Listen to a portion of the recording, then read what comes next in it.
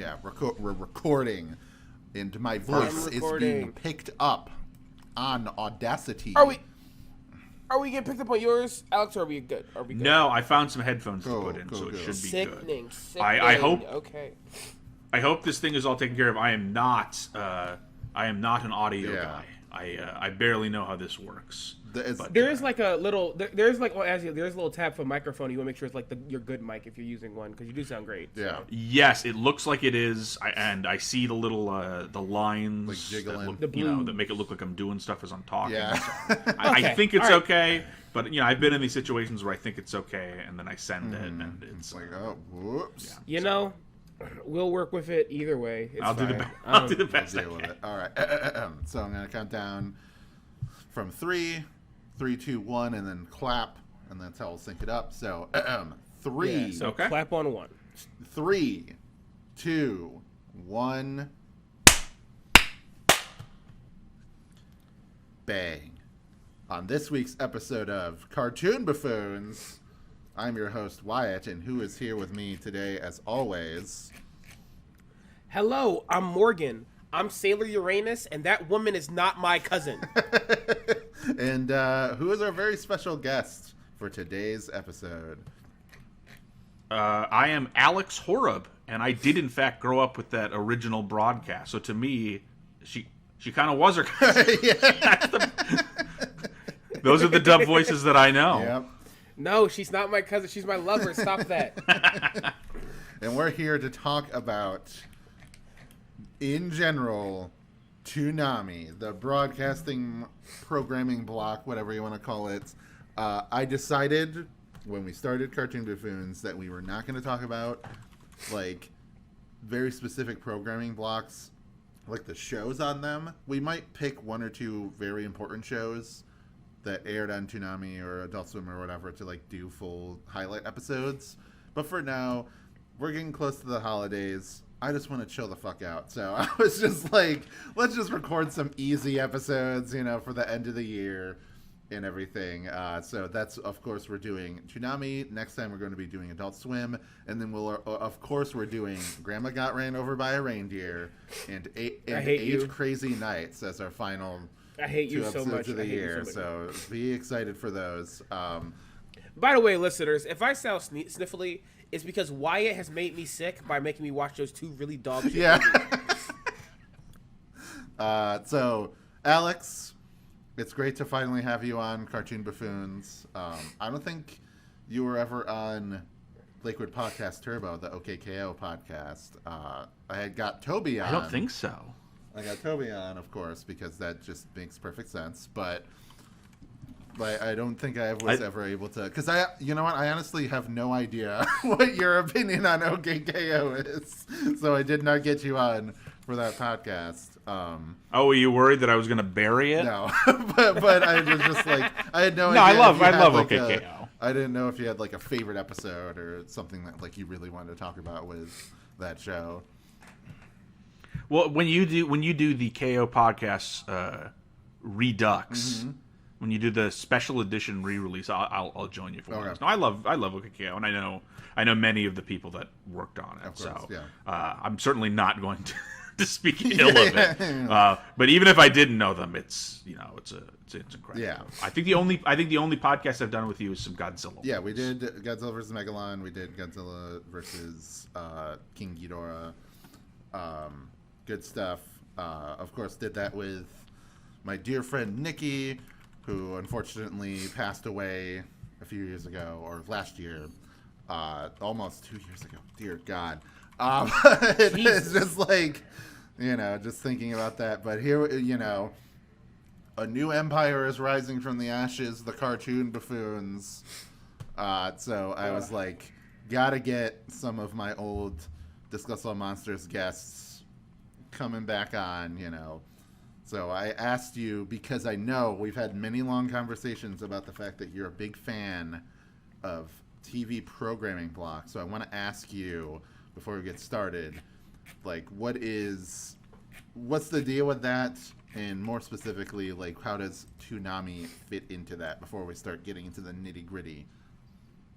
Absolutely. So with programming blocks, it is a unique way to present television, and I think a lot of television was designed to be aired on television. Yeah. And I think what's happening now is because we have streaming services, the accessibility is fantastic. It's fantastic to have a bunch of this stuff, although it's becoming less fantastic recently.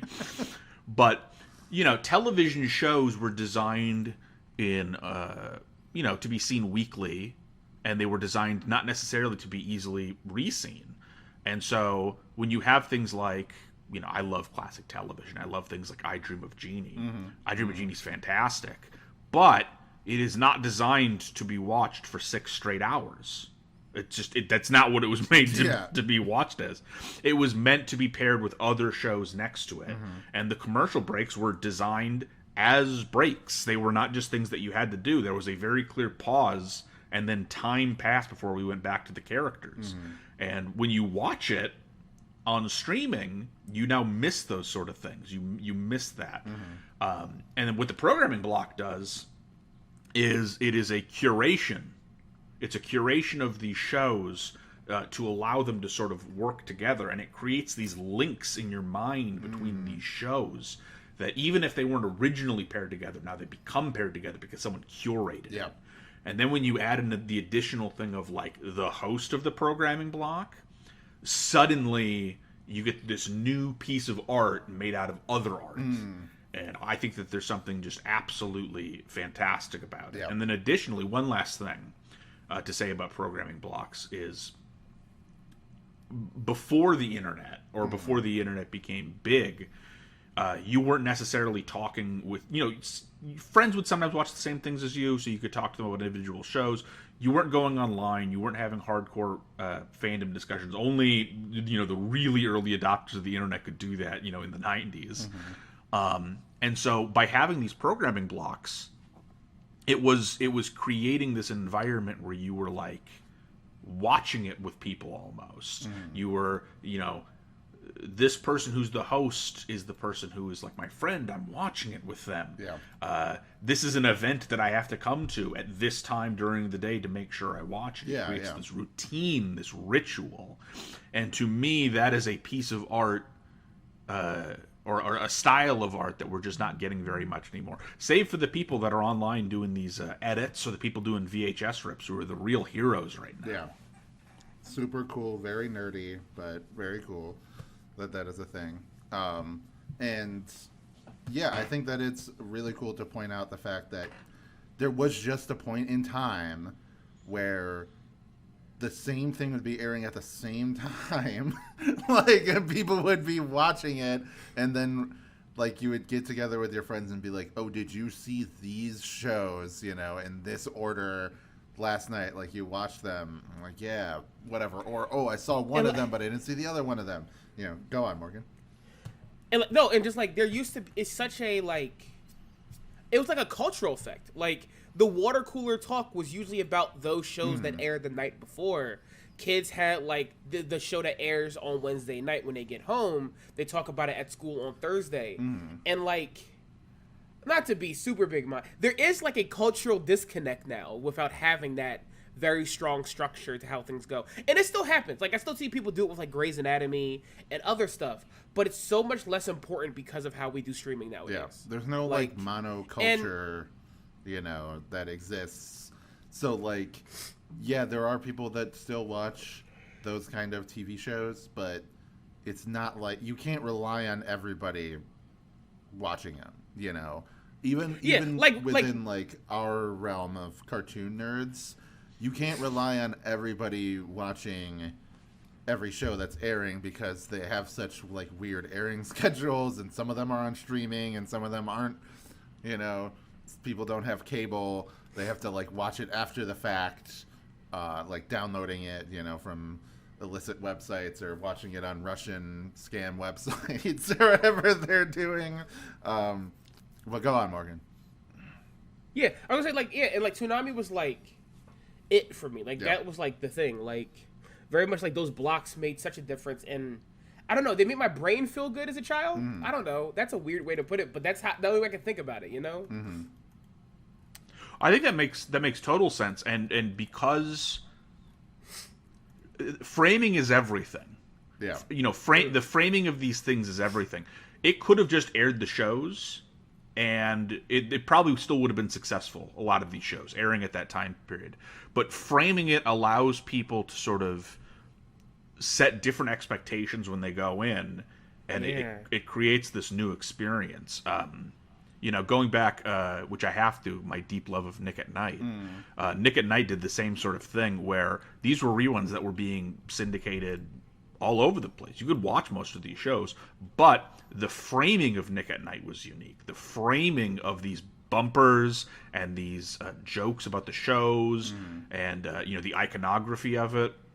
It took these shows that people were not watching and framing them as important, and then people started watching it. And so what Toonami did is it took a bunch of shows that, you know, some would have been successful, some maybe not, but the framing of it, the music choices of it, the striking CG host of it, forced people to engage. And something that I think is really good is Toonami, obviously very well known now for anime, showing anime to America.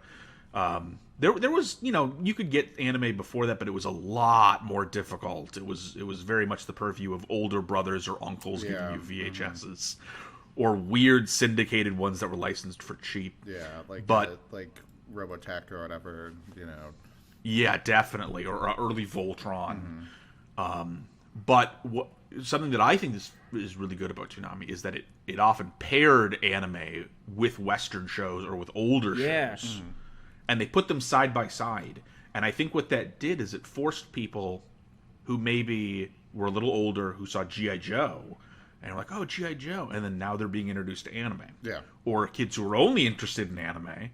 And then suddenly here's Justice League Unlimited. And they go, what's this? Yeah. You know, it forces people to experience both flavors. And, you know, you could ignore it if you didn't really like it. But I think for a lot of people, it really helped open up their scope for different types of shows and things that they could enjoy. That's like stuff like Reboot and Beast Wars, you know, on Toonami. It's like Beast Wars is one of my favorite things on this entire planet that we call home. I love Beast Wars, you know, and Reboot is great, and stuff like that.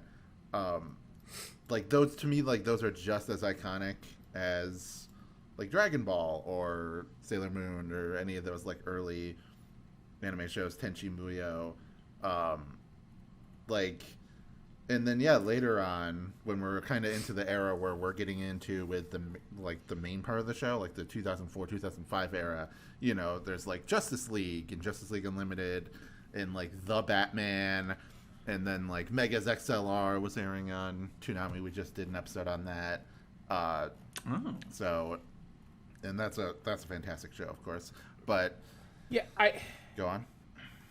I think also like when it comes to like those shows being connected, I think at the core, humans are like creatures of ritual. You know, like even I say this as someone who has ADHD and is very chaotic in my everyday life. I do have my rituals I need to keep myself locked down, and I think there's something about seeing that time hit, hearing that specific Toonami theming, the commercials change, the tone change, all that changes really does put you in the mindset for this. It's made it so some shows will always be connected to anime even though they're not, you know?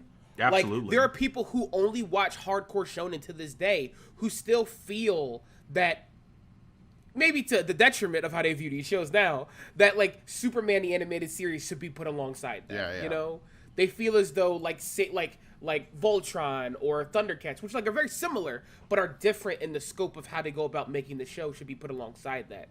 And it's just so interesting to me how, and we're gonna get to this when we do Adult Swim next week, but like it's so interesting to me how like you could really create a vibe. Like when you said like the CGI host and like all the like the vibes and energies and stuff, right? You can really create a tone that humans will have and walk with them forever. Like I always like there are shows I envision and watch nowadays that might not be an anime, might not even be an action cartoon, but I can vividly go, this would be on Toonami because of how strong the energy was that they gave off during that block. And it's so fucking cool that like that's possible. Yeah. And that's the importance of curation.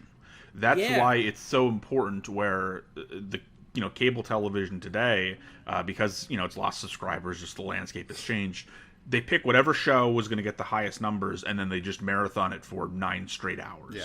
Because they're just counting on just it's a fishing net. Just like whoever comes along, we want them to see The Office or whatever the thing they're going to air thing. But it used to be a very specific thing of like, this show is leading into this show. This show leads into this, though. The show always airs at 4 p.m. It used to be that not only were things at fixed times, if something was going to change times, they took advertisements out weeks in advance to let people know, hey, the show that you love, it's moving from 4 to 4:30. Yeah. Make sure you adjust it. That's how important the time slots and the what led into what was. And that's because curation is an art form in and of itself. The idea of what shows pair together, what shows lead into things, what shows have the vibe, being able to have that big brain to not just go, well, this is an anime about girls, so it's all the same, put them next to each other, whatever. But to specifically go, no, this show is like this show. Even if on the surface level they don't look the same, they have that same vibe. They have that same energy where they're going to complement each other. Yeah. Yeah, like, there used to be like a level of passion that permeated everything, like a lot of thought used to go. And like I'm not going to algorithm dunk. I don't feel like it today. I'm tired, but I feel as though this is going from like people say for video games all the time. I prefer like curated and like truly made and crafted levels instead of computer generated ones, right? Yeah. It goes to all aspects, honestly. Even this, like, you will always tell when someone has sat down and thought about the TV block compared to with someone just like kind of like what seems similar, not thinking about what is going on, what can help boost other shows, what could do this. Like it's how we get like other problems like the SpongeBob conundrum on Nickelodeon and stuff like that, is because no one's thinking about how do these shows work together, how do they feel together, and that's so important for like when someone's going to sit down to do something. And it's people like Cartoon Network has gotten a lot of shit for that too with like Teen Titans Go, and they're just like Teen Titans Go and Gumball are the only things that we're airing, like constantly. And I am not a hater of Teen Titans Go. We'll do it for Cartoon Buffoons. We'll watch all 400 episodes of it. I'm sure we'll definitely do that. But yeah, it's just the TV network. What it is go ahead. It's the short term versus the long term, because you can get a lot of short term bursts by airing whatever the most popular show is back to back. Your short term ratings are good, but what that ignores is long term ratings, and sometimes shows need time to build up, and sometimes pairing a show next to another show can help boost it. It gives it credibility when you air, and that used to be not some weird technique. That was just television. Yeah.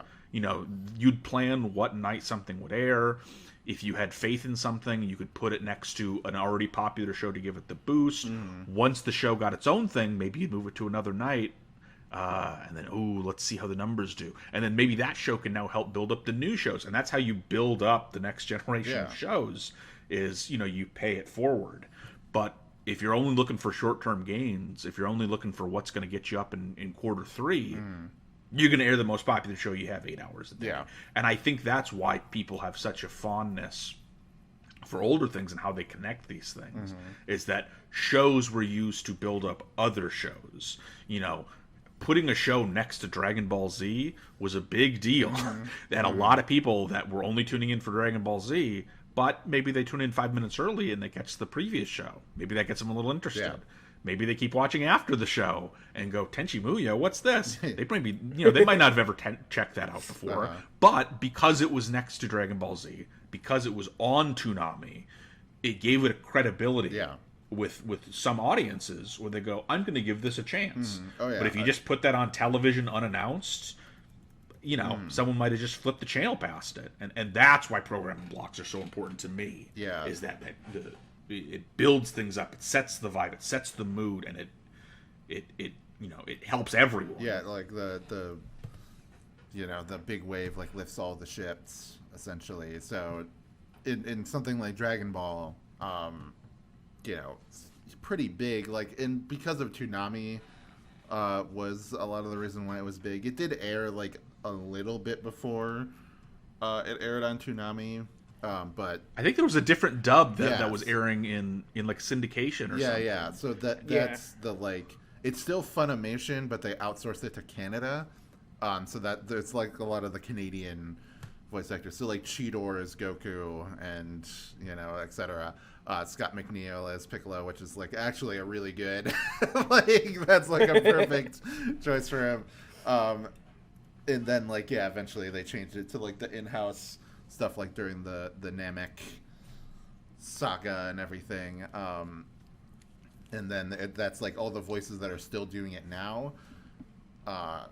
And they're like really bad. Like at first, like if you go back and watch, I mean, we'll talk about. I kind of want to do like a separate episode just talking about Dragon Ball, like Dragon Ball Z and Dragon Ball and GT and everything. No way. Yeah, I know, and we'll do that at some point in the future because trust me, I got a lot to say about that series. But I guess I guess we talked about like why Toonami's cool and like why blocks are important. Get a little bit more. I do want to say, like I think before we get to the nitty-gritty, one of my earliest like online things like was like I used to go on religiously Toonami Aftermath when I started using the computer more and more, which like was like, for those who don't know, it is a live stream with a chat that is going all the time that has its own curated blocks of Toonami shows. And like I remember vividly being one of my first online experiences of like going on forums or anything was that, because I was like, look at me, I'm now Jesus fucking Christ, I was like 16. Yeah. And I missed the Toonami, and like just having like, and this site's serious, like it has like little ad bumpers like in the Toonami style at the top of the screen that like switches like what show's coming on tonight and what's airing tomorrow night and stuff like that.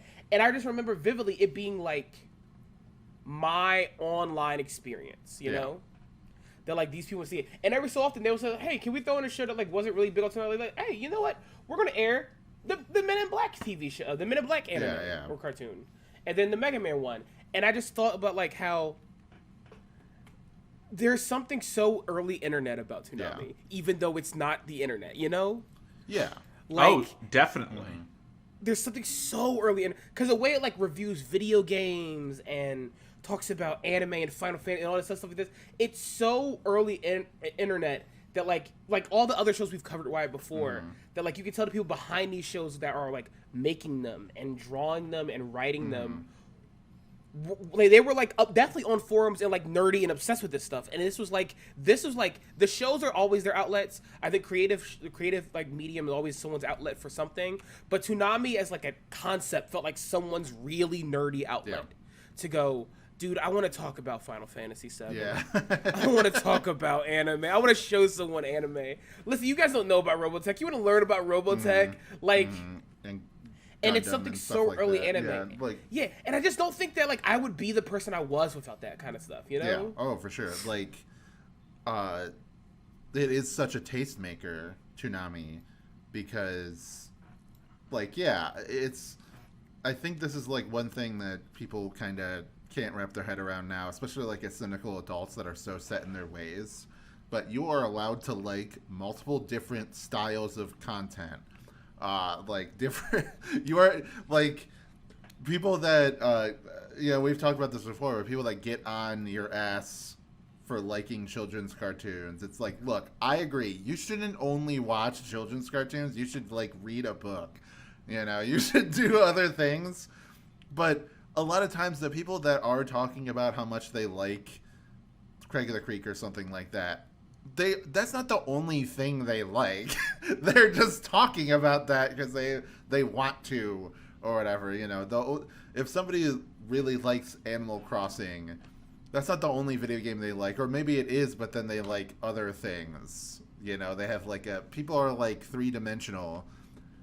So, and I think Toonami really plays into that because it's aired on a channel that is so cartoon focused, and so like a lot of comedy shows, you know, very little action on Cartoon Network proper. Usually it's all relegated to Toonami, you know, even stuff like Megas XLR, which is like a very funny show, but is also an action-y kind of show. And then like, you know, later on with stuff like Ben 10 and Transformers Animated and whatever, like those shows are considered like more like late night or Toonami or whatever. And then like the Billy and Mandy and Chowder and Flapjack and whatever is for Cartoon Network itself. And yeah, go ahead. I mean, jumping off that, the two parts. One, I want to say, going back a little bit to the video game sort of thing. Mm-hmm. It's hard to believe now.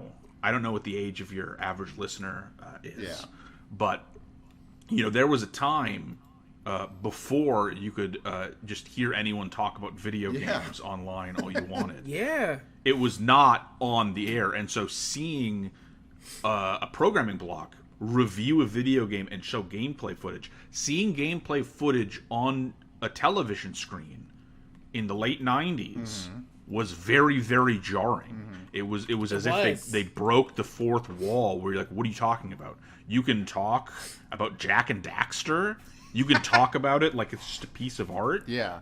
And it's just on the TV screen. This is not just something that like my friends are talking about. Like, and now we take that for granted because, you know, you can go to any video on YouTube and see that. But at the time, that was like really novel. And then going to what you were saying about, you know, just sort of the separation of the cartoons, the branding of Toonami with the music and the host and the CG and having that curated thing of cartoons, it allowed people who wouldn't normally watch cartoons, it gave them permission to watch some of these. Yeah. You know, I was on the swim team when I was much younger, and I remember bonding with some of the older guys talking about Dragon Ball Z. Yeah. They were not watching other cartoons. They would not tune in. I watched, and I didn't care. But, you know, they were not really into a cartoon thing.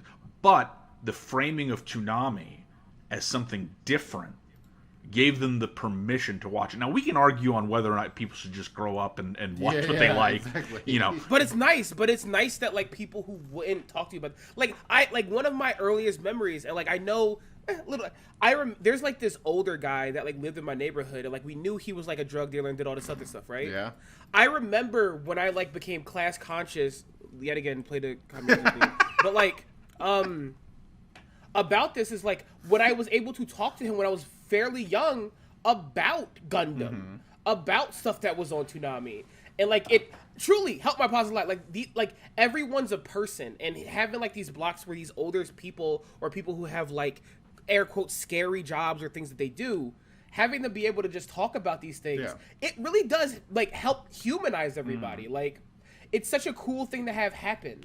Like animation's sick, you know, it's absolutely cool. And the framing of it, you know, before that, anime was, I mean, I'm not going to say that it's necessarily cool or made now, but it's certainly more mainstream and understood. Before that, it was absolutely the purview of, you know, old weirdo VHS collectors, which I say with absolute affection because that's basically what I am now. You know, they kept the thing alive. But like, but it gave permission to people to watch something that they wouldn't normally watch, and it opened them up. It gave them new opportunities. It allowed people to talk about different things. Yeah. I really want to stress to anyone who is a little bit younger listening to it, you do not understand how different the media landscape was. I mean, and how different just the perception of anime was. It was still called Japanimation a lot of places. You had to go to back rooms to get it. There was people who assumed that everything was either hyper violent or hyper pornographic. Yeah. You know, it was very, you know, outside of the mainstream. And while Toonami wasn't necessarily just like, you know, my dad wasn't watching it or anything, you know, your classmates often were. Yeah. Even if they maybe didn't know Sailor Moon or Dragon, like they didn't watch it, they could recognize the characters and go, "Oh, I know who that character is." I mean, my dad was watching. He watched Dragon Ball Z with me, so you know, there you go. My cousin, who is no joke a good 20 years older than me, watched Dragon Ball. Yeah. I think she actually watched. I think she told me she watched Dragon Ball on Toonami because she remembers all the early showings of it from when she was like not old as dirt. That's mean to her. I love you, Delisha. I'm Yeah. she's one of my cartoon older siblings, like cousins. But like, yeah, I guess we should go into Let's talk about like the actual what aired on Toonami. Yeah. So like Go Gundam ahead. comes to mind like as like a big, because we're talking about Dragon Ball, we talk about Sailor Moon as another fucking huge thing that aired on Toonami and was just like a cultural, like huge cultural impact. And Sailor Moon was already very popular in like Japan and Asia. Before that, same thing with Dragon Ball. Like Dragon Ball has been popular forever in like Asia and Latin America and stuff like that. I think it was always popular. Yeah. I just don't remember a time when it wasn't. Yeah, and then it took a while for America. Like, think about this. This is like Z on Toonami is like a year after GT ends. So like that's how late we get Dragon Ball Z. It's like this show that aired in like 1989. We're getting it like almost a decade later. And same thing with like Yu Yu Hakusho. Like I think of that as like, oh yeah, early 2000s, whatever. That it was like early 90s was when Yu Yu Hakusho was airing like in Japan. I truly think a lot of like early anime airings is skewed in a lot of people's minds because of when it came to America. Like people go, man, I can't believe the GT happened. Like, buddy, when you watch GT, it was 10 years ago. I don't know how to tell you this. GT came out in GT came out when you were born. Yeah. Like I don't know how to say this to you.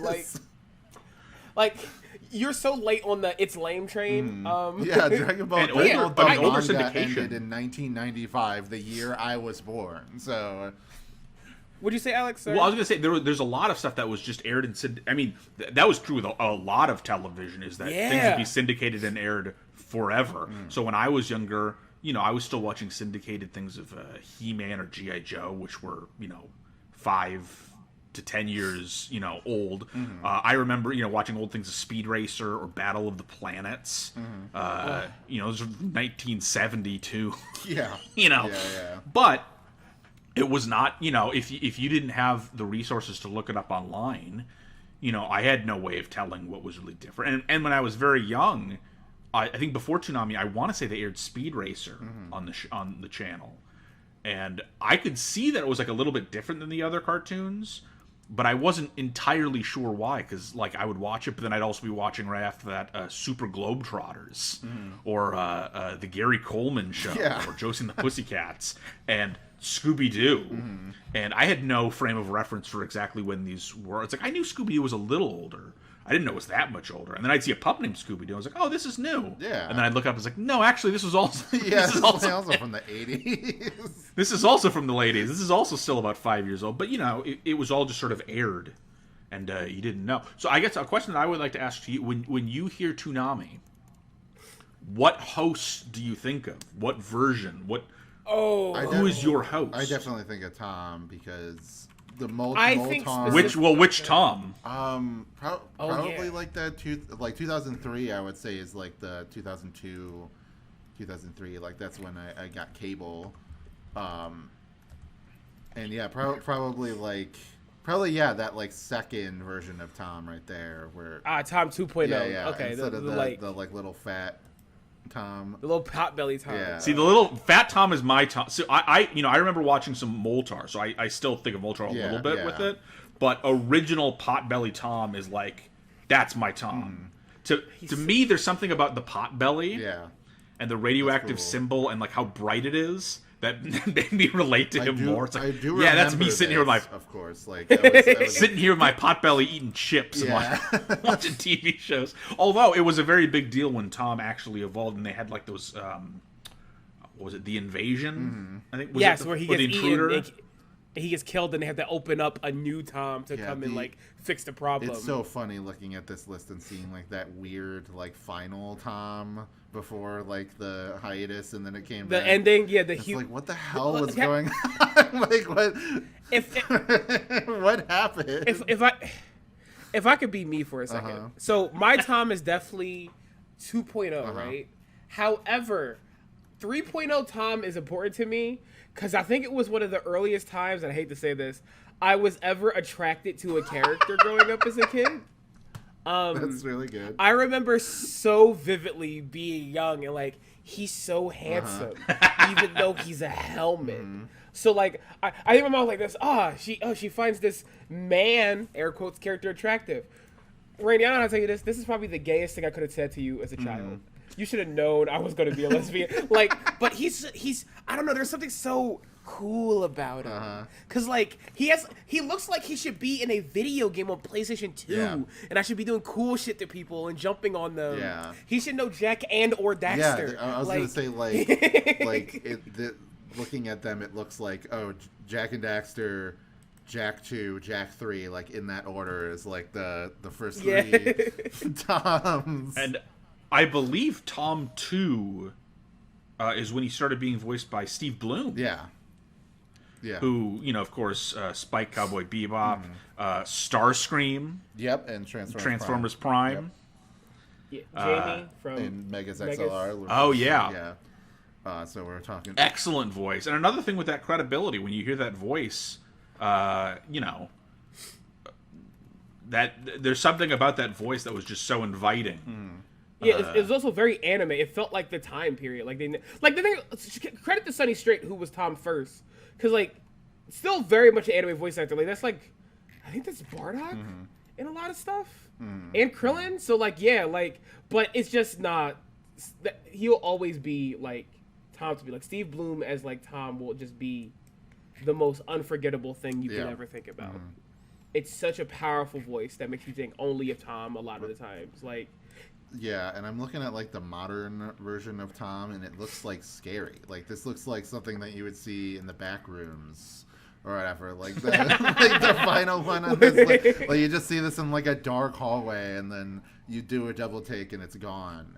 That's what it looks like. Like it doesn't look like a cool, inviting host guy. It looks like protagonist of Dead Space or something. But it's also like interesting. He's a Halo. Because Tom did in addition to being a host, especially, the early Tom, and, also Moltar. Let's not forget that Moltar was the original host. A very striking CG Moltar. Which is because cool. That was also at the time that Space Ghost was doing a lot of, CG with, the intro and everything, to see that progression of Moltar being a villain on the original Hanna-Barbera Space Ghost, to being the tech guy in Space Ghost Coast to Coast, to being the host of Toonami, while Space Ghost goes on to basically revolutionize things with Adult Swim, because the Space Ghost DNA is undeniable there. To see just that branching influence of the creators and these characters. But with Tom, not only did you have the host, you had the tie-in events, which really sort of shattered the fourth wall in a way that was really unusual. Because obviously, there was television hosts have always been around, but to sort of stop the programming to go, actually, the host is also going to have a story, and it's not a comedy. Yeah. This is this is hard sci-fi. That was very bold, very unusual, and I think part of the reason why people remember it so much, that the block itself became part of the branding. You think of Toonami, most people think of Tom. You think of the music, you think of the slow, walking with the very specific musical beats. The teasers of the show setting it up. He was watching the show with you, and then now he gets his own story where he's being reborn. Which is, could you get anything more anime than his body being destroyed and then reborn, and now he's Tom 3.0? Yeah, he gets a new AI, and now the new one has fairy. He got to be a part of the anime as well, which was very cool. Yeah, it's also very it's like Beast Wars, where every season characters die and then come back and they have new bodies and powers and everything. And new toys to buy. Yeah, new. Because they could only render so many toys on screen at the same time. It's because I've been watching Beast Wars again with my coworker. Again, great job. where we can just watch stuff in the break room for an hour. And every single time a new character or toy would show up, I'd be like, that's a really good toy, you know, because I remember owning all of them or getting them from like yard sales or whatever as a kid. And man, Beast Wars is so good. But it was just like made me think of that, where it's like, oh yeah, they like Optimus dies and then comes back and he has a new body, and then he fuses with the original Optimus Prime and he gets another new body. That's kind of over-designed, but yeah. Megatron, he turns into a dragon. You know, that's great. That was cool. But to tie that into Toonami as well, Toonami, in addition to just sort of using these older shows, you know, imported anime, it also gave a lot of shows second life. Mm-hmm. You know, things like Beast Wars, The New Adventures of Johnny Quest. Oh, I remember that. You know, these were shows that aired to moderate to low success, but then putting it on the Toonami block gave it a second life. It gave a whole new set of fans to watch it. You know, people that were just tuning in for Sailor Moon or Dragon Ball, maybe now they're going to see this thing that's a little bit different. It gave shows a second chance that were sort of ahead of their time. Yeah. Especially with like Western action cartoons, which for a long time were not the norm. You know, there was the toyetic ones of like the late 80s. But for a lot of times, it's like cartoons were supposed to just be comedic. And so you had these cartoons that were a little more action-y, a little more serious. Not necessarily adult, but just sort of, you know, played into the action thing. Yeah. Toonami gave them a second chance. It gave Beast Wars another chance to be aired to get to a new audience. Yeah, and to people who were maybe not tuning in during the original broadcast. Yeah, and I feel that like leads right into like, Beast Machines, whatever you think about it as a show, is like a lot more serious and cool and, you know, edgy and everything. And then like eventually, you would get to the point where like Transformers Armada is airing on Toonami, which is like, again, that was like around the time that I got cable. It's like 2002, 2003. So like I was watching that on Toonami and I was like, oh yeah, it's just like Beast Wars. Much worse show than Beast Wars, but you know, I was like 8 years old at the time or whatever, and you know, it was just also on that note, real quick, just on that note of like comparing those CGI shows, I remember thinking like, oh yeah, The New Adventures of Johnny Quest is exactly as good looking as Beast Wars because they're both CG, and then like you go back and watch it as an adult and it looks so bad. Like, and I like those early CG shows, but Mainframe, it was on another level compared to everybody else. Even Reboot from like 1993 is way better looking than some of those like. Are you slandering Questworld? That's what the internet looks like. And like Voltron in the Third Dimension, and like Butt Ugly Martians and stuff like that. Just like horrible, my brain is way back looking shows compared to like how good Beast Wars and Reboot and everything looked. Like whenever I get a friend to go back and go like, oh, this looks so bad like this, you have no clue what they were doing back then. This is equivalent to going and saying, yeah, the Mona Lisa looks kind of lame. Yeah. You guys have no clue what they were busting their asses with. Fuck you. I'm becoming a boomer. But like I think so. We were talking about the show blocks and like stuff that's on it, and I think that. Looking at the blocks right now on my computer, the 2001 era of Toonami is the biggest culprit of why I am the way I am. So if you don't like me, blame that. Because Gundam Wing was the year before. Don't like Gundam Wing. Very well show. Documented. I don't like Gundam Wing. Do you like other Gundams? Is it just Gundam Wing of the Gundams you don't like? I love most Gundam shows, but I hate 3, and they're all very popular, so my life is bad. But, so, original Mobile Suit Gundam, 2001, right? Yeah. Great. MS Team, 2001. War in the Pocket, 2001. So Zoid's New Century, 2001. Outlaw Star, 2001. Batman Beyond and Big O were all added to the rotation at this point. I must have been hell to live with. My mother, I don't know. I'm gonna call her tonight. I'm like this. Was I annoying in 2001 and 2? Was I just the fucking worst? because to this day, when I draw, I'm still going, this character doesn't look enough like they would be an Outlaw Star. Like, it's crazy. This is a crazy... And then the year after, looking at it now, Transformers, Armada, Samurai Jack, fucking He-Man and the Masters of the Universe, and then Zoid's Chaotic Century, and also Hamtaro, another very... I always forget that they did, like, a He-Man... like reboot in like 2002. Was it the 2000X He-Man? The 2000X He-Man, I kind of defend. I think it's a little good. polarizing, but I like it. Yeah. Oh, I agree. So I'm also like a He-Man like girl, and like the redesigns they do in that show, I think somehow stay so true to the toyetic appeal of original He-Man in a very edgy way that makes sense for what He-Man is. No one loses their goofy gimmicks, but they make the gimmick as rad as possible. Yeah, you know? I think it's like, cool. It feels more in line with the actual toy line, you know, the Masters of the Universe toy line, than it does with He-Man, the cartoon from the 80s, because that... Yeah, because that's what it's going for. So it finally feels like... Because I remember, like, thinking, like, who would possibly think He-Man is cool? And then seeing that show, and I'm like... Me! This is, like, pretty I'm the one who cool. thinks it's cool. Me and Alex at your house with a baseball bat. Us. We think He-Man. But they're like, Mech and Neck should be epic. I am a fan of... Like, I love the original He-Man.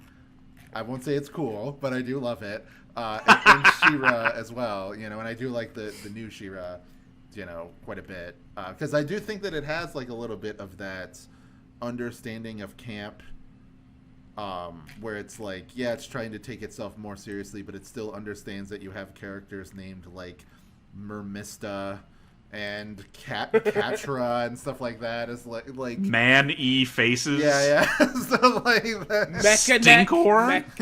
Mecha Neck with his long neck. Yeah, I love Mecha Neck. Man-at-Arms in the 2002 show is voiced by Gary Chalk, so he has like the Optimus Primal voice and everything, and like, yeah, I love that. Did that Man-at-Arms have the mustache? Yes, I think so.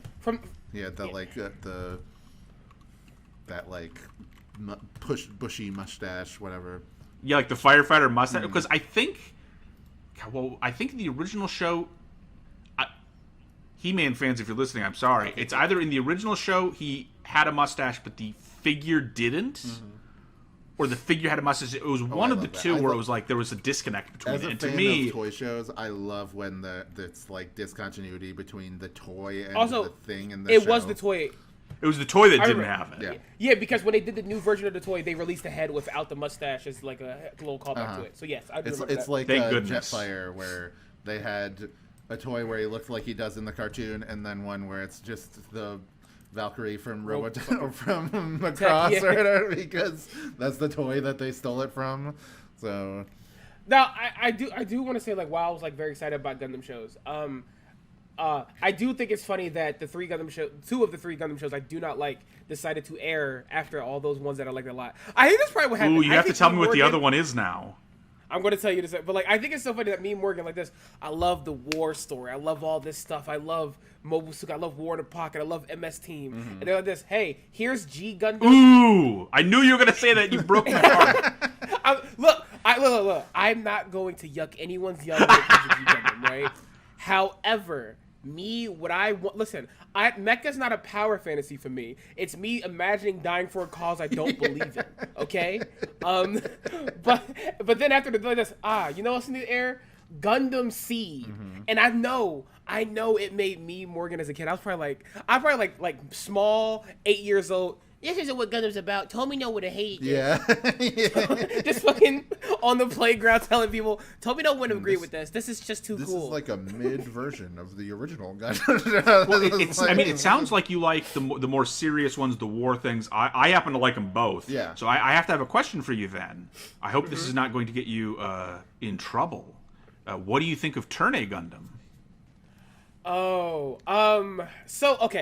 So I think Turn A Gundam, because of its setting alone, is able to be one of the cooler, more magical ones, right? And it makes sense, you know? The way Turn A Gundam sets up Mecha and what Mecha means to that universe and what Gundams mean, like these ancient, even the terminology of going from dolls instead of other stuff, it really does set it up as a show where you're supposed to feel that way. Not like that's what I said. Gundam G I could give across, because Gundam G also does like a lot of world building to make it feel as though what they're going for, right?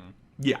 I think Seed is just dog shit because it doesn't do anything. It tries to like really play it straight. It's like, this is a Gundam show, and then you have Kira Yamato going, "War's bad. Watch me do my fucking 50-hit combo on you and murdering your family." Like, fuck off. Like, I just. I will say, I love Turn A because it's that like the aesthetic of like that like 1800s sort of like village cottage core sort of thing going on, plus the robots, plus like invasion from the moon and everything, you know, super advanced civilization coming down. All that stuff is so fucking cool. The fact that they like are discovering the robots from like the previous war underground and like excavating them, and they like don't understand what a robot is, so they like refer to them as dolls, like you said. That's so cool. That's so. It's really cool. It's such an awesome. Like aesthetic and style, where it's like, I get why people would prefer just the more straight-laced sci-fi of that like Universal Century shows, but like Turn A is probably my favorite setting for sure from any Gundam show. Yeah, no, like that's the thing about Gundam for me, is that like I am okay with going for different things in Gundam, right? It's just that sometimes, a lot of times, the shows that want to go for something different don't actually want to do the work to set it up in order for it to feel good. Gundam Wing and Gundam Seed. Like, you can't go, this is going to be a gritty war story, and you know what, guys? Hiro Yui, he's a good guy at heart. I know the first episode opens with him killing somebody and maniacally laughing, and he has this cool super-duper nuke cannon Gundam, but he's a good guy, and he hates... And I'm like, listen, I get what you're going for. I just think you did it shitty. Yeah. Now, I have not watched Gundam Seed probably since it came out. You can probably correct me, because my memories are maybe filling in things. The difference between Gundam Seed and Gundam Seed Destiny, they're also kind of blurring together. Sure. Gundam Seed Destiny is somehow worse. I don't even know how they pulled it off. Like, I think it should be respect. Like, I think Gundam Seed, if I'm like, you know, if you like Gundam Seed, whatever, you know, I think it's bad, but whatever. Gundam Seed Destiny was like, Morgan, what did you hate about the show? I'm like, don't do it. Yeah. But like, I remember being frustrated by, there was like, we're following these two factions, and one faction is clearly more evil, or, you know, visually evil than the others. But they try to show like complexity of like, oh, there's some good people in this one, and there's some bad people, and like it had this complexity of like who you're going to. And then the solution was, we're going to make a super team of all the good guys to beat them. Right. I'm like, and I was like, oh, you kind of just like, you know, the thing that was intriguing about it was like this complicated, you know, geopolitical thing. And the solution was, we actually formed a new super team of only the good guys. Yeah. And I was like, what is this? Like, oh, let's follow a new character, Shin. Yeah, he's on the team that might be the bad guys. It's so interesting. And they go, well, that was lame. Kira, do you want to come back and murder all these evil people? Yes, I do. And he comes back and he murders all these like this, because I'm good. Guys, it's very simple. War is black and white. Good, bad. I'm good. And I'm like, fuck off. However, the biggest critique I have of Gundam Seed is that it does not feature Chibity Crockett. Yeah. See, Gundam Wing, G Gundam does have stuff that I can, you know, respect. I have the Gundam Maxter model. It's sitting right next to me. Cool. And every 4th of July, I sing the national anthem. Yeah. That's the. But I also think like is like once they like kind of got their stuff like solid, like what they were doing, like still more Transformer shows came on. Yeah. They also got like Dual Max and other stuff. Then we started getting funky. I think around 2005, because we got fucking IGPX. Yeah. Well, that was co-funded. That was co-funded by them, wasn't it? That was like one of the first. Like, oh no, they're getting into it. Okay, we're like co-producing stuff like with Cartoon Network and like other anime studios. Because before that, I think they co-produced or co-funded the second season of Big O. Yeah. And then IGPX, I think, was just like they were co-funding it from the beginning, which sort of shows like the transition into being like more of a player in the like. They had money to start throwing around at stuff. Yeah, very interesting. Because we started getting like a lot more like weird picks. Like we have IGPX was like a co-funded thing. We got Dragon Ball Z Uncut. The blood's back, everybody. Yay. We also got Gash Bell. I cannot call it by the dub name. We got Dice, which is another weird one. And we got Bobo. Yeah. Which is like, we're like really experimenting with weird stuff. Naruto was around this time, you know, that was... Yeah, Naruto was around this, like the Naruto big replacement for Dragon Ball, I would say, like... yeah, Naruto... they had One Piece too, so they were probably like testing which one was going to be it, and it was Naruto. Sorry, One Piece, you kind of got the... Okay, I have a really funny story about Naruto, with like just how my kid brain worked. So, because Dragon Ball... like, it's funny that, you know, for like the Saiyan and Frieza and Cell arcs and everything, like Gohan is there. He's kind of like a secondary protagonist. He's the kid. He's the like, what did they say for fucking Infinity Train when they canceled it? The like child entry point. That's it. Sorry, Alex. But like, Goku was the main character, and as a kid I was just like, yeah, of course Goku's the main character the entire time. And even into the Cell arc, when like it's Gohan that defeats Cell, I'm still like, oh, Goku, like he's the main character. That's why I didn't even realize that the Buu arc was a thing until like a few years later. Like I just had missed it because I was like, oh, Dragon Ball Z is over because they beat Cell, Goku's dead, you know, Gohan hanging out. So when Naruto started and he was a kid, I was like, okay, this is just like the first couple episodes, and then they're gonna do like a time skip and he's gonna be an adult like Goku. Like, I genuinely was like 100% sure that was the case. Like I knew I got their number or something, and then I mean at that time I did not know that, you know, that there was a time skip in the manga, you know, and Naruto did get older, but also that he only got like a couple years older. He didn't become an adult, you know, he was just like, he's like 16 17 or whatever. He has 16, 17. So that was like very funny to me to have to like rearrange my brain and be like, oh yeah, I guess it's just like kids. And then like, I feel like I probably latched on to Kakashi early on because he was the adult, the expert and everything. And, you know, it took a while for Naruto to pull his weight in the group, you know, probably until, I don't know, like the tuning exams or whatever, like that it became like, oh yeah. He gets a little bit with Zabuza, Yeah. though. He's like getting into his mentally. I think like 2005 was the era where like my memories as an adult now, I can now put myself back in those times and remember what was happening. So like Naruto very much was the formative one for me. Like that was the one I remember the like right like the theme and everything. I also remember weirdly enough that we got fucking what is the name of that show with the Woolen Warriors? That's right, it, yeah, with the puppets. I remember that. Like, I remember vividly. Toonami started taking fucking swings. They were like, "Listen," like I feel like it almost felt like, did they know that they were going to kill them in a few years? Did they know it? Were they like, they're going to kill us? So we better get that's like the same group of people who would go on to make Thunderbolt Fantasy like recently, which is the only good Gen Urobuchi written. All right. You don't want me to start on that. Watch it. That's all I had to say with, you know. No, I believe you. I believe you. I just think, I don't know, the man's not good.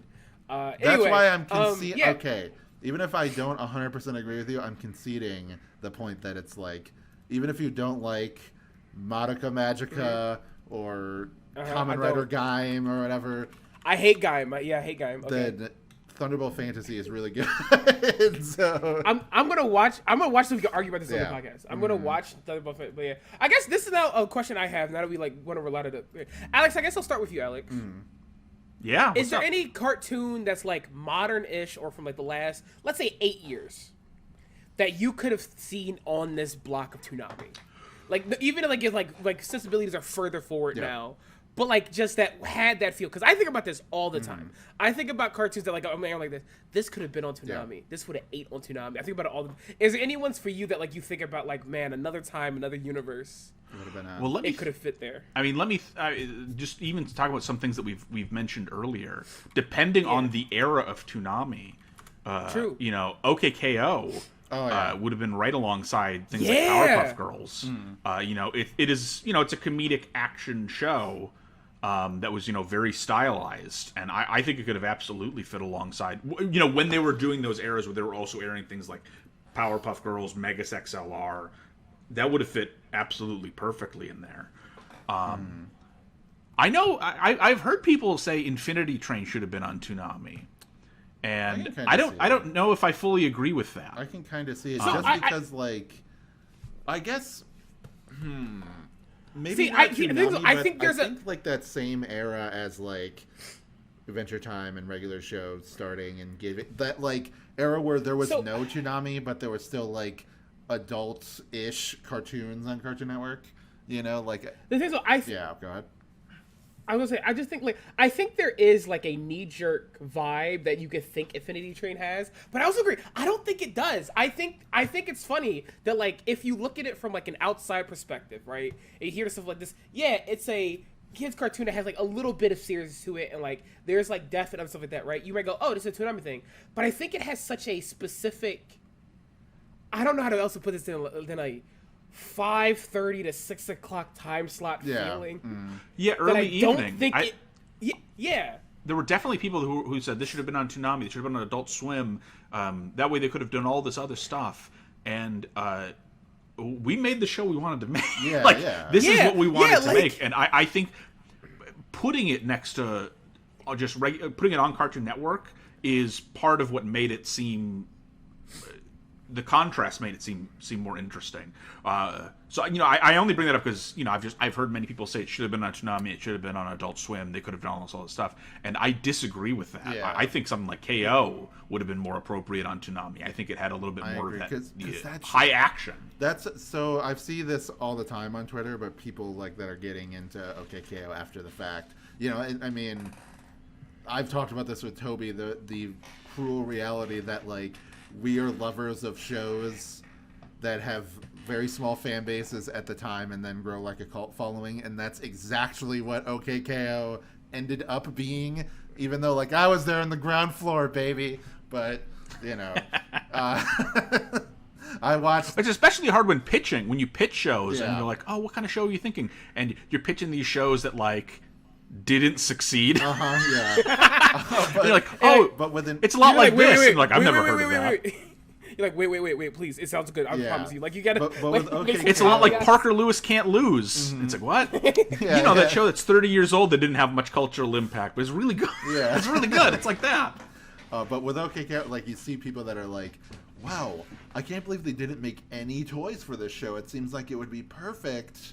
And in my head, like the muscle style, like Kinnikuman type figures, where it's like those like unpainted, like tiny. That would have like, been cool. 1-inch wrestling figures, like that would have been perfect for OKKO because there's so many Little stupid, barrel you open up. Oh. yeah, like you just get like, oh, the guy with like cookies for eyes or whatever. Like there's so many like stupid background characters that would be like perfect in that format for toys, and you know, like crappy McDonald's toys and stuff like that. Like OKKO was like perfect for like bad toys, and they didn't even do that. Like even Steven Universe barely got any toys. A lot of it was just like collector sort of like vinyl fucking thing, you know, whatever. It's a Oh, that was not due to lack of trying. I'll tell you that. Yeah, it's just like what the and it just annoys me. So like, and I feel like that is the type of show that would be on Toonami. Like you need that kind of like toyetic element to it, and that's why I think Infinity Train wouldn't really work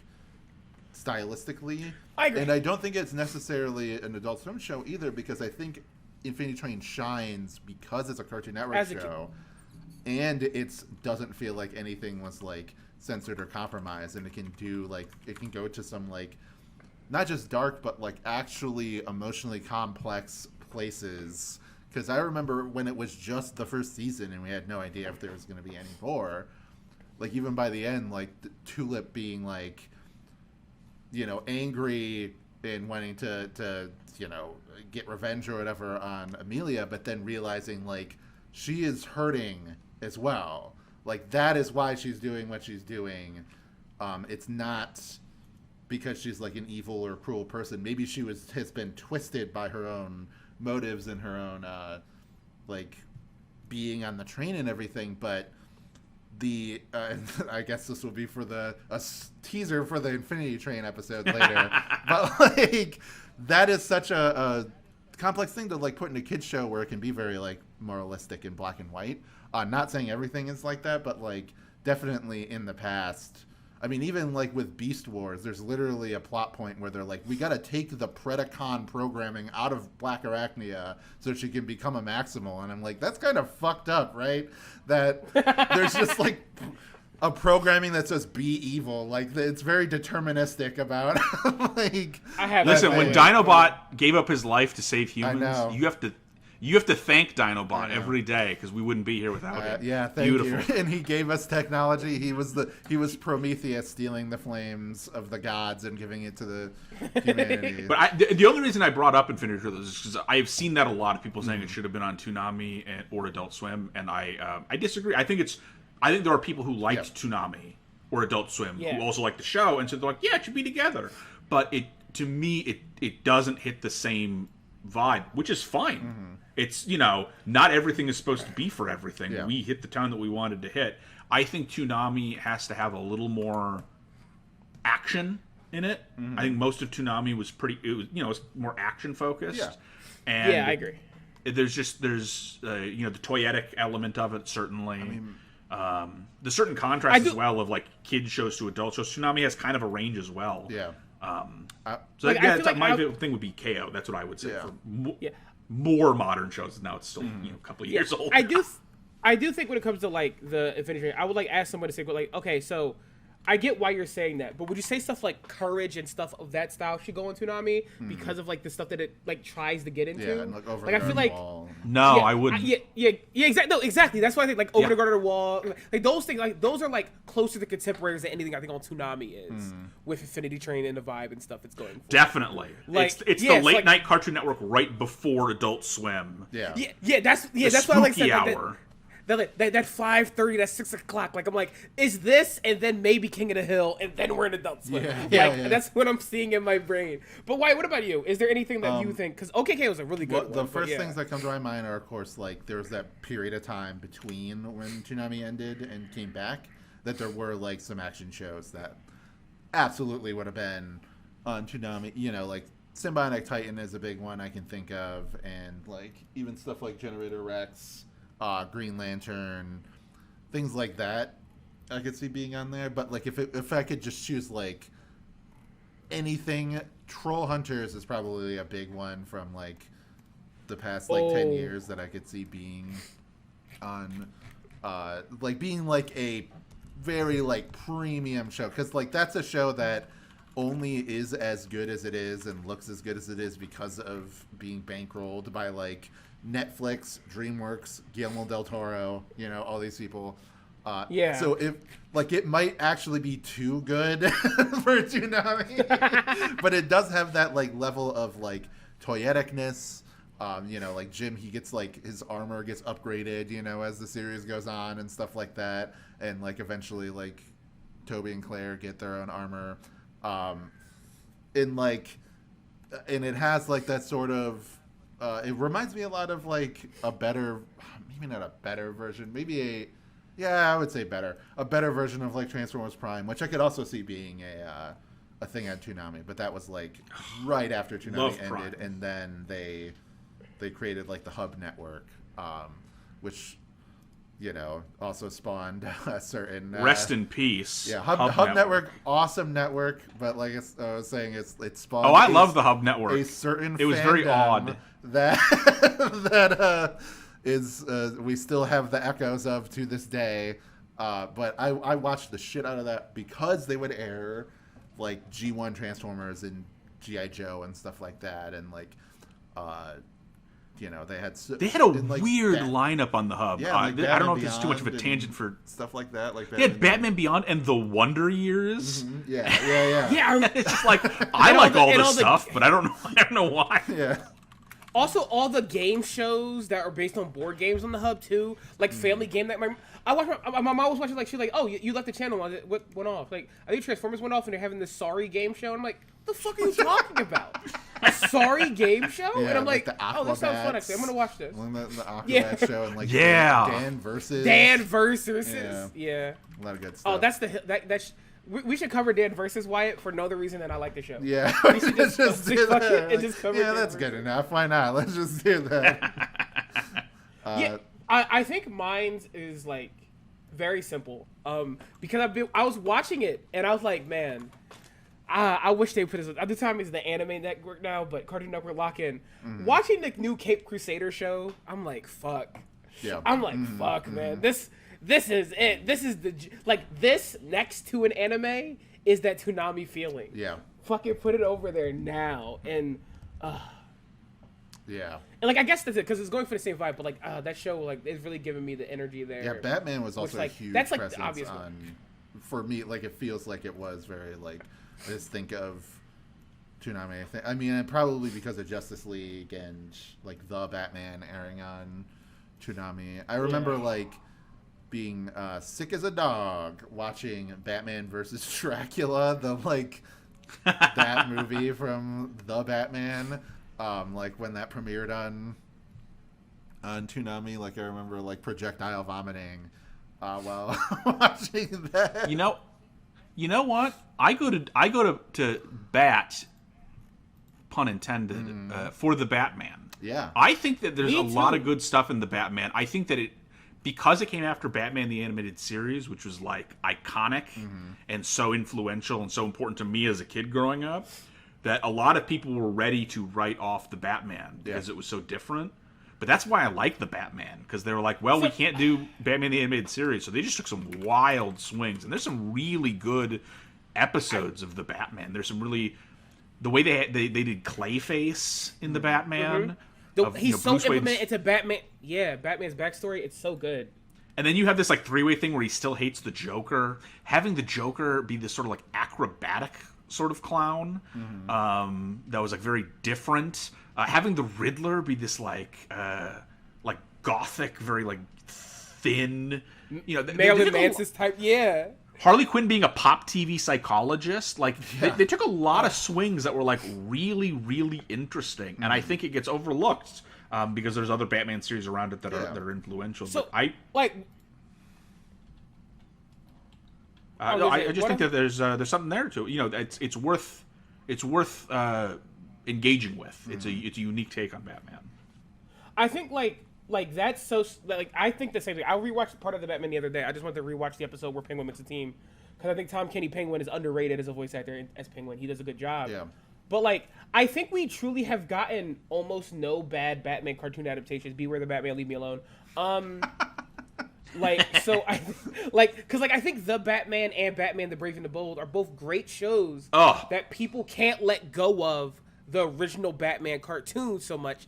They kind of try to push these ideals onto those shows, and I'm like, they're going for different things, and they do them very, very, very well, and it bums me out because it really does show like a nostalgia brain thing. That like, hey, keep an open mind. Batman existed for so long, you can have multiple takes that do different things, and people just don't want that, and it really makes me sad, Yeah. Brave and the Bold, absolutely fantastic. I think that has gotten its flowers though, especially from the people who do respect it. But at the time, when it first came out, it was, people were uneasy about it. But the Batman, I don't think anyone's ever really revisited or talked about. And I just think that there's enough unique things in the Batman, and it's like, hey, you made Mr. Freeze just like a regular criminal. Is that as good as making him this deeply sympathetic thing? No, it's not. But you didn't want to do that again. You tried something new. Yeah. That one didn't happen to work. Whereas like the take on the Riddler was like, oh, actually, this is a really good take on the Riddler. Poison Ivy making her more directly like a Batgirl rival, and making her younger is like, oh, that makes all this weird dynamic with how she's brainwashing these men. Yeah. I'm like, they took a lot of swings in there. Yeah, Tom Kenny's Penguin, like they went a completely different direction, where he's like this fake old money yelling, and his henchmen were the Kabuki twins. yeah, Yes, he's like he knows Alfred. Like they have a history. It's really good. like. I don't know, I as a big fan of like toy shows and of course Transformers is talked about, like I just always appreciate whenever they do like a new take on like an old established character, especially like, you know, because people will look at whatever the new thing is and like complain about it just on the basis of it being new and not like an old thing that they know. But like I'm fine with them being like, oh, here is in Transformers Prime, here's RC. She's no longer the pink little cruiser with the Princess Leia buns. Now she's like blue motorcycle, cool as hell, you know, whatever. And then like, if people like that version of her, it's fine to change it in like later shows and kind of like go back to the Gen 1 design or whatever, because we already have this version of her, you know, the Yeah. They're like all in Transformers Animated, like the version of Black Arachne, and that is a lot different than the one in Beast Wars, because Beast Wars is like an arc where she begins as a villain and then becomes a good guy, whereas like that's the opposite of with that Black Arachne, where she begins as a good guy and becomes a villain and like becomes more like dark and cynical as it goes on. And then in Prime they had Arachnid because Yeah. they wanted a different sexy Spider-Man. Yeah, and she's like, And serial killer. I think they were right to do that. They were right to put more of them in. I'm never gonna complain about a sexy evil spider Yeah. lady, guys. I'm just I love it. down. All right, let's hear him out. But like it's great. I think that's like one of the best things about animation and these long-standing properties. Like I love new stuff. I love and want original stuff. But if we're gonna do Transformers again or do Batman again, let these people do their wide swings. Yeah. You know, let them do their big wide swings. And I think that's something that like fans hate. And I need them to grow the fuck up. Yeah. For lack of a better term, I need you to grow the That's, fuck up. yeah, that's why I'm 'cause, kind of like, I kind of don't like the whole evergreen thing for Transformers, where like nowadays they're just like, oh yeah, Bumblebee basically has to look like this in every show, Optimus has to look like this every time. You know, it's like, I don't know. I think that they should have the freedom to like kind of make them look however the hell they want. You know, just yeah, like we go wild. we can play that in Transformers Armada, and that's like this doesn't look like Blake. I'm like this, yeah, it rules. Yeah, like It's in Megatron the has universe, like dude. It rules. deer antlers, and he turns into like Dude, a tank. he's a hand sometimes. Yeah. It's awesome. What's wrong with you? But I guess But yeah, good stuff. I think the last thing that I will bring up that is like a weird thing. I have no idea if we're gonna do an episode about Magoozy, but that was like their weird little bridge programming block between like regular Cartoon Network and Toonami, where they're like, okay, we can have some like licensed shows or whatever, some like non-produced by Cartoon Network shows. So they had like some European shows like Code Lyoko and Totally Spies and stuff like that, as well as Canadian shows like Total Drama Island, and then like Yu-Gi-Oh! GX I remember airing originally on Magoozy like during the day, and that was like a big thing because, you know, I watched Yu-Gi-Oh! On Kids WB, and then I was like, of course, this is just like this one show, and it has its beginning, middle, and end, and it concludes, and they do a giant role playing game in the the ancient Egypt and etc. And then yeah, it's all done. And then when it was like, oh, there's a dual school now, and it's like a new generation of kids, and they're doing stuff. Like that was very shocking to me because I just didn't assume that it would continue past that point. I think the only thing I remember about Magoozy is that's like the Pokemon place. Like a lot of Pokemon was on Magoozy. Like the Sinnoh and like fucking Advanced Battle Challenge, Battlefront, whatever the billions of Pokemon. Yeah. I think it definitely skewed younger. I remember I think it did. Winx and Totally Spies I think was on there. Yeah, Static Shock. which I like. I like. It's just, but the vibe was definitely different. It was definitely trying to air for a younger, more of like a Saturday morning vibe. Even though it was like afternoon. Yeah, because they got a lot of the Saturday morning shows from. I do think it's neat because it goes back to like programming and like blocking, where like it felt like that little in between before Toonami, like this. Yeah, the real people that want to lock in. Toonami's coming. This is a amuse bouche. Yeah. This is the hors d'oeuvre before we get into Toonami. And I'm like, that's kind of sick. I kind of vibe with that. And I don't think that there's enough to really talk about on my end for a whole episode about Maguzi, but maybe some of the shows that aired on it we could like take some time to do, just because like there wasn't that many like original shows that like aired on that. There's stuff like Code Lyoko or whatever that aired there that is like some people consider like, oh, this is again, I don't want to get too off the beaten path here with what did and didn't air, like what is a thing that is okay for Cartoon Buffoons and what isn't, but yeah. No, yeah, I do think that like because the nature of Cartoon Buffoons, the show, our show, it wouldn't be amiss for us to just do a shorter. Hey guys, this is the Warner Brothers episode. This is the Kids WB episode, because that's such a cousin to Cartoon Network in its original production. Also, I need an excuse to talk about how important Static Shock is. Yeah. So that would just be a good time for me to make an excuse of going like, hey, Dwayne McDuffie changed my relationship with being black because he's the best. He just wrote the best television ever over and over and over again. What the fuck? He's also a weirdo sometimes writing stuff, and it made it better. But yeah, I do think it's cool that like Maguzi was able to get people who like could not be fucked to wake up and watch Saturday morning cartoons. To like get some of it. Before we like end though, I will say that there was like a tapering off period for like the last couple of years of Toonami.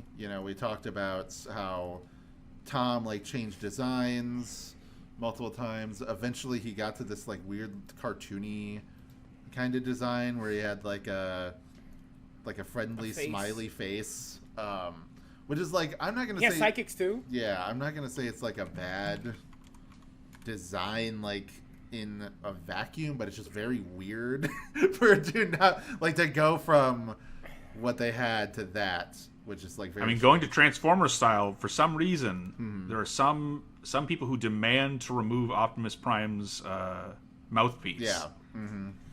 There's some people who just they need to see the mouth. I know that this okay. Here's I have like very complex feelings about the mouthpiece because like, as a Beast Wars fan, I think, Optimus is fine without the mouthpiece in, like, Season 1 of Beast Wars. I think he looks really fucking ugly in Season 2 of Beast Wars, but whatever, we're not gonna... Like, I think Transmetal 1 Optimus looks bad. And then I think, like, Optimal Optimus, like, is cool. Again, like you said, little over-designed, but I'm always gonna love Season 1 Optimus Primal the most. Yeah.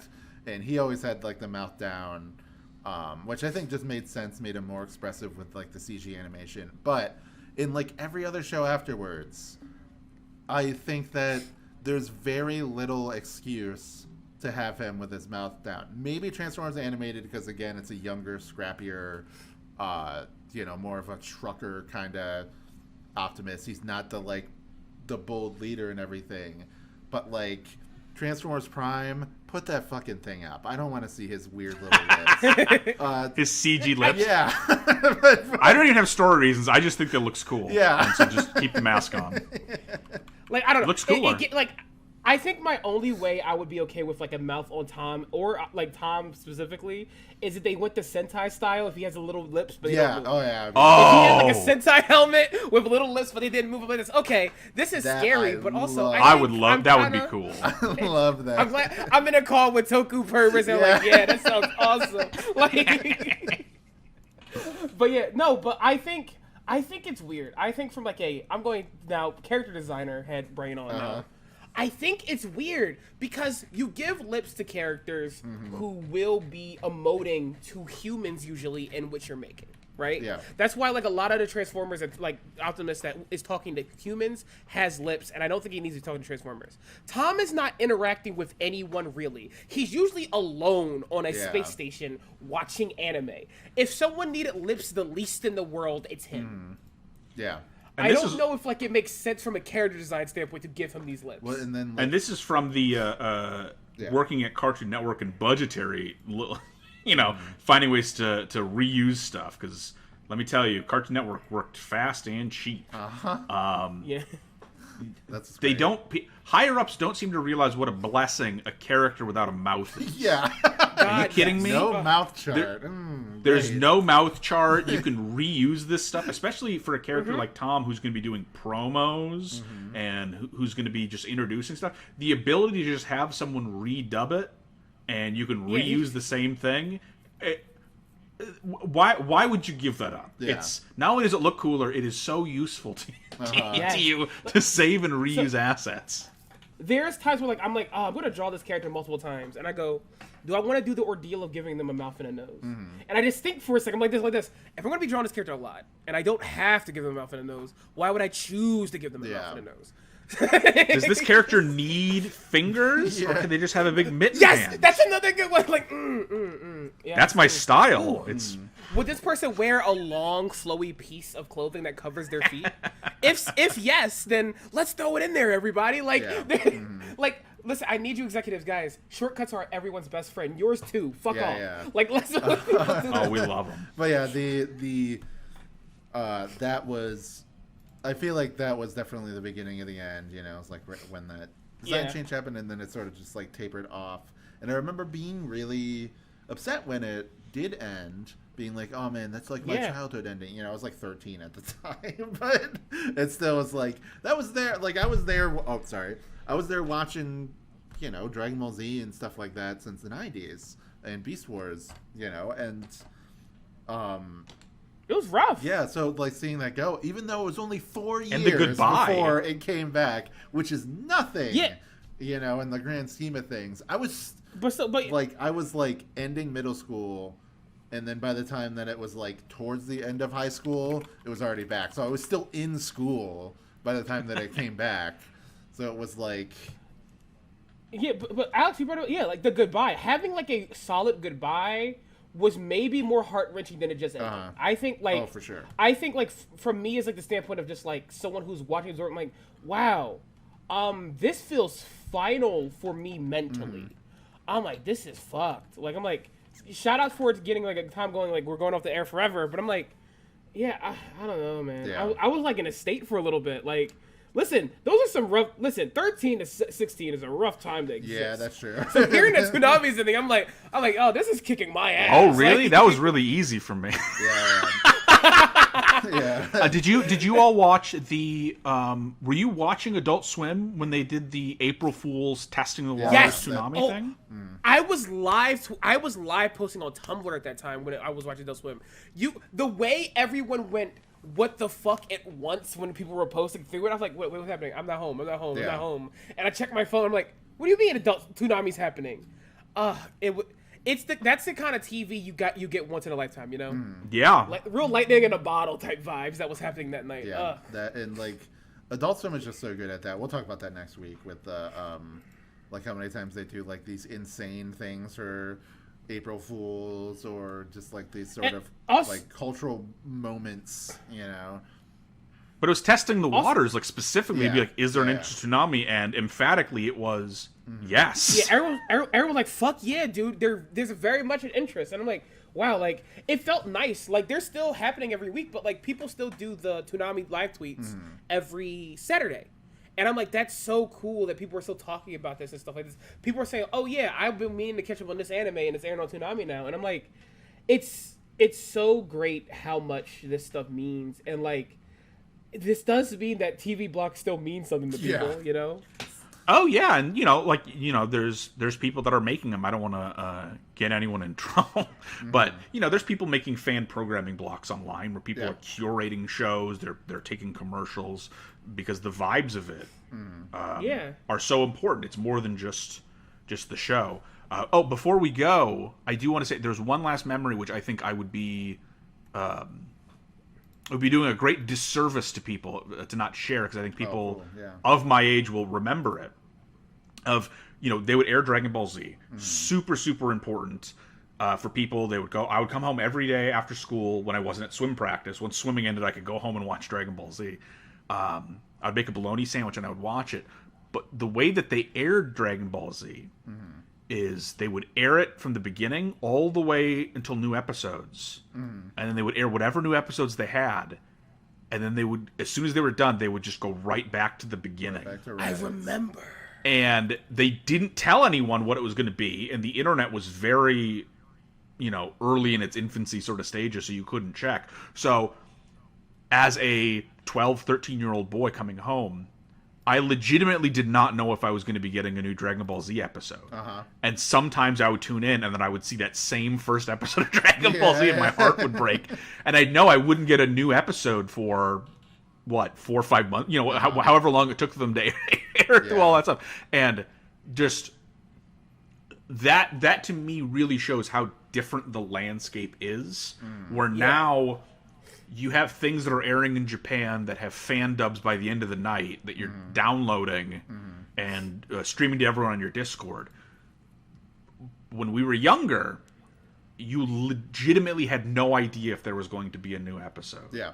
You did not know if things were going to start over. You didn't know what the delay was going to be. Eventually, we graduated to buying VHSs because they would be the more violent ones. And we'd be like, yeah, there's more violence in this one. I don't know how true some of those were. Yeah. But I remember the day going home and being like, I think Goku's actually going to turn Super Saiyan. Yeah. Just regular Super Saiyan when that was a thing. And then I saw it. And little, preteen me was just like, I've never smoked in my life. I need a cigarette. What did I just watch? My life is different now that he can go Super Saiyan. Like, he just, oh my god, Frieza just killed Krillin? Holy shit. Yeah. I truly feel like a boomer when I say this, but I'm like, guys, I don't. There's some stuff about live television that you just can't. I shout out HBO for not shout out too much, not too because not too loud because fuck y'all a little bit, but shout out them a little bit for doing the this episode just aired. It will be up an hour the next few hours on HBO, or it airs at the same time on HBO Max, right? Because I was recently watching The Penguin. And seeing that finale and watching as soon as it went up, and then seeing people's reactions to it, and everyone go to the end of the episode like this, man, I need to lay the fuck down. I'm like, this is it. This is it. This is why my mom told me to not watch too much television. Because it gets me locked in. This is what I wanted. This is what it feels like. You can't beat it sometimes, Those moments that you're not ready for and they're airing at the same time. It's not let's hammer through this goddamn whole thing that got uploaded on the internet. Or that upload on the streaming service. This is airing, and there are people around the world sitting down and watching this, and they all had that same or similar emotions to what just happened. You're experiencing it at the same time. When I watched Goku go Super Saiyan for the first time on Toonami, I was experiencing it with however many other preteens and teens in the United States at the exact same time. At the exact same time, we were all like, "Oh my, that's what that is! I can't believe it." That's the cultural connection that they're television shows, they're products made to sell advertisements and toys and what have you, but they're also art. They're shared art, and getting to experience it at the same time fundamentally changes how you engage with it. It's just it's just I don't know.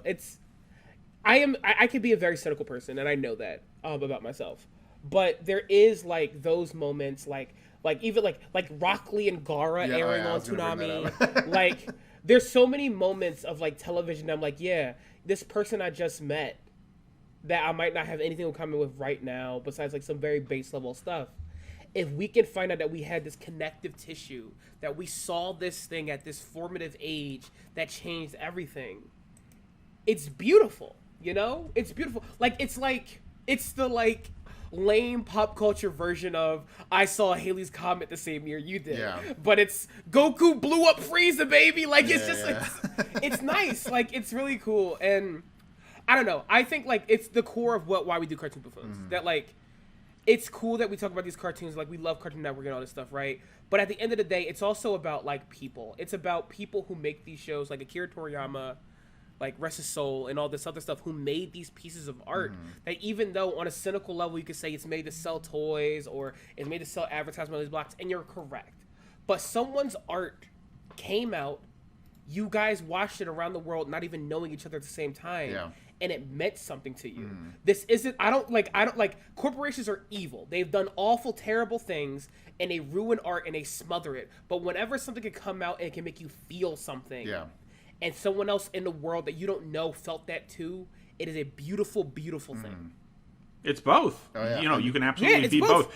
With all the Transformers talk we have, I mean, what's a better avatar for exactly an advertisement and a piece of art? It's both. It's fine, and that's fine to be both. It's fine, and, I mean, I'll give a modern example that's relevant, you know, for you, Alex, is that, like, I remember being there when the first batch of Book 3 episodes for Infinity Train aired, and you get to the episode. I won't spoil it for people that haven't seen it, but there's a very shocking thing that happens at the end of one of those episodes, and then we're just kind of like left on a bit of like a break for like a week or whatever, and we were like, what the fuck? We fought for the delays, you know, the streaming services really wanted to dump everything at the exact same time. And we fought for it. We're like, no, there needs to be space between it. You need to live with these feelings. Otherwise, it doesn't mean anything. When something shocking happens and then you immediately go to the next episode, it doesn't impact you. You don't have any time that you have to live with it. You can immediately see what's fixed, what they do. But if you force people to wait even a day, it lets them digest it. It lets people engage with it differently. And I think that next episode is like one of the most brutally sad episodes I'd seen in a long time. You know, because but those wallow periods are so nice. Like, it's like a combination of dread and excitement that happens with those weeks. Like, something awful happened to this character I loved in the finish. Oh no, what's going to happen next? And I'm like, listen, there's like this level of, my tummy hurts, it's almost time. But also, I don't know, life's hard. It's kind of cool to go, I can't wait for blank day to happen. So I can sit my ass down. Like, it's a balance that's like really nice, and like, I love cartoons. I love writing. I love people that write stuff. Thank you. And I think people are. I think they're slowly starting to realize that the dumping model of just dumping the entire season,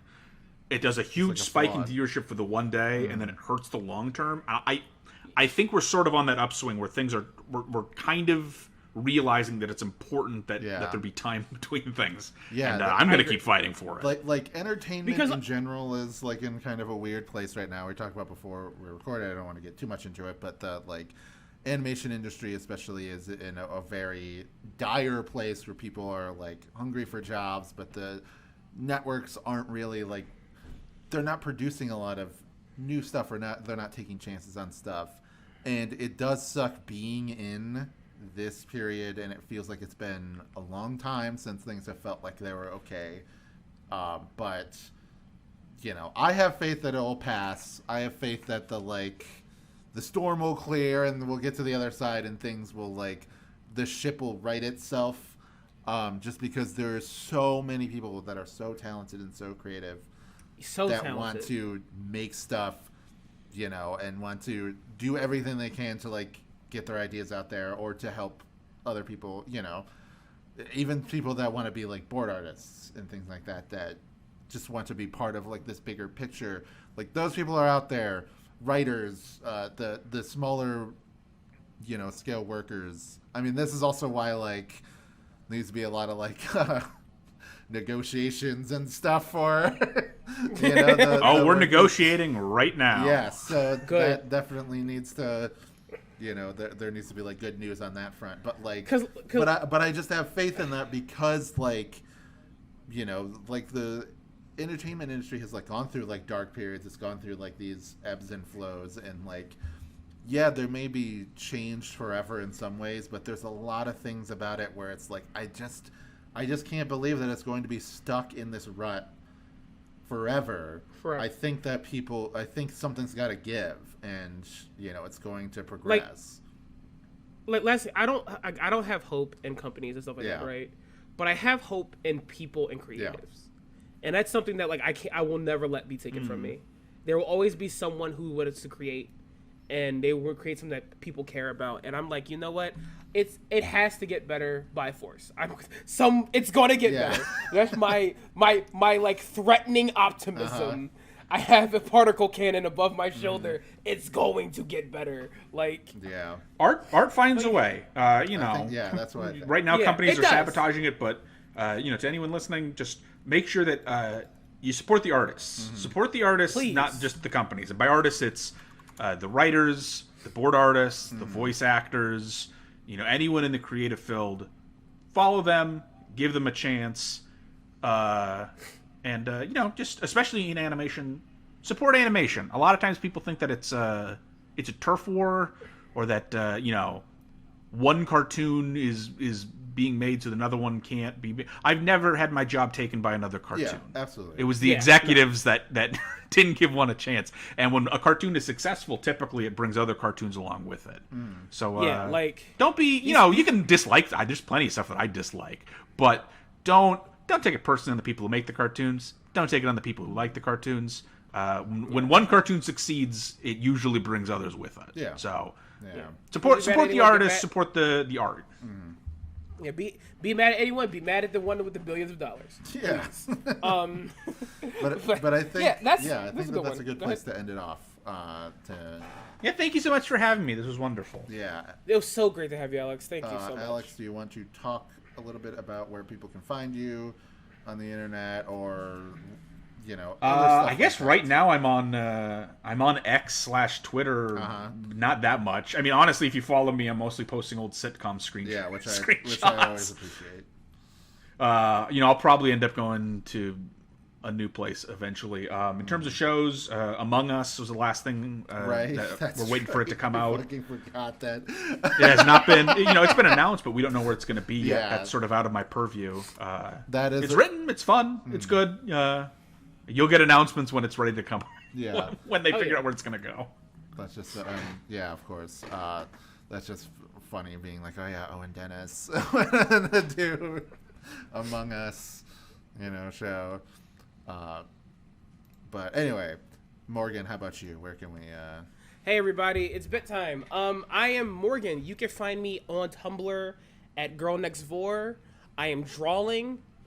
Mostly Vampire the Masquerade stuff because I am goth at my heart, and that's the worst thing about it. Also Transformers and Pokemon. Yeah. I plan on starting a new art challenge for next year. Don't know exactly what it's going to be. Probably Transformers because I can't stop thinking about Beast Wars because I rewatched it. Beast Wars you can also find me on Twitter. It's a secret. If you want to find it, there will be a goo that's coming onto the space station. You must defeat it. Lose your first body, and your second body will have my link to my Twitter. And lastly, you can find me on Blue Sky at Girl Next Vor. I'm trying to use it more because I hate Elon Musk. Yeah. So I will be using Blue Sky. However, the plan to destroy Blue Sky still in operation. Don't give up on that. Yeah. Wyatt, where can we find you? Red Sky eventually. But I also do hate Elon Musk, and I do hope he dies in a rocket to Mars. So just throwing it out there. But I'm only on Twitter right now, twitter.com/WaspRanger, WAZP Ranger. Speaking of Beast Wars, that's a Beast Wars reference, Waspinator. He's my favorite villain character in Beast Wars. But mostly stream of consciousness stuff. You can find me posting about this podcast and other things that I upload to the channel. So go on over to It's Only Magic, which is my YouTube channel. If you're already there and you're listening to this on there, cool. For $3 on Patreon, you can listen to the Adult Swim episode that's up right now. If you're on Patreon listening to this at the time that it's released, yes, next week is the Adult Swim episode. And if you want to, listen to the other older podcasts on a slightly more convenient thing, then go on over to that YouTube channel. Also, I make videos sometimes. I haven't made a video in a while, but I do have a second channel, Planet Zebes, where I've posted a couple Metroid related videos on there. I'm gonna at this point, I have no faith that we will see Metroid Prime 4 again before the end of the year. But that's fine. At least we saw it once. We actually saw it for the first time, this year, so that's a good enough win for me. And we're getting it next year, so there we go. But thank you all for coming on, talking about, as we talked about Toonami. I thought it was going to be like a nice short episode, just get out, but it's like one of our longest episodes. You had a lot to say, about. You can edit out some stuff. I trust your editorial. Yeah, well, I won't be. But I definitely could. But I think it's like, it's all on topic. Toonami deserves it, you know? It's all on topic. I don't know if the Adult Swim one's going to be. I also don't know if we're going to get a guest, because this one was kind of last minute. Peek behind the curtain. I asked Steve Yurko, if he wanted to be on, and he was just a little bit too busy this week, but he said that he would love to be on at some point. So maybe I'll get him for the Adult Swim one, because he did do an Adult Swim podcast back in the day. So, and that was a big influence on Cartoon Buffoons. So maybe I'll get him on for that. But anyway, again, thank you, Alex, for coming on. Thank you so much. Yeah, thank you for having me. Yeah, it was just nice to finally get you on. So there's a little visible pen that says "You're now a buffoon" that you can't see, but we can see it. Oh, so you have forever. One. Lovely. All right. Take care, everybody. Good night. Okay, and that's a good place to stop.